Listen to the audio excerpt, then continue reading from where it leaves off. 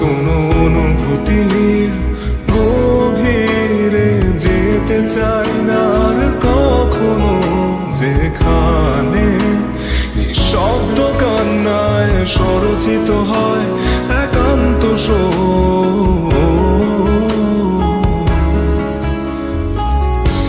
যা কিছু তার নির্দয় স্পর্শে দিয়েছে সৃষ্টি। নিভৃতে আমার প্রশান্ত